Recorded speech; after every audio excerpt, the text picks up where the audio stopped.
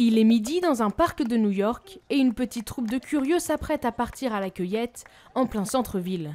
Ces baies sont mangeables et délicieuses quand elles sont complètement noires. Depuis plus de 30 ans, Steve Brill enseigne les secrets du foraging, la collecte de fruits et de plantes sauvages comestibles. L'expédition dure 4 heures et pour 20 $, on apprend à identifier et goûter des ingrédients disponibles en milieu urbain. Nous avons un jardin dans notre cour et il y a beaucoup de mauvaises herbes. Je voudrais savoir ce qui est sûr à manger et ce qui ne l'est pas, et voir ce que je peux faire avec elles.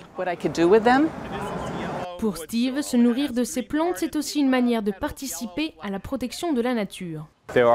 Il y a des herbes, des salades, des baies, des noix, des graines, des racines, des champignons. Ce sont des choses mangeables et homéopathiques. Elles sont renouvelables, elles repoussent après que vous les ayez cueillies. Elles sont délicieuses et aiguisent votre regard sur les ressources non renouvelables et même sur la planète. De la cueillette à l'assiette, rencontre avec Mats Refslund, grand chef danois.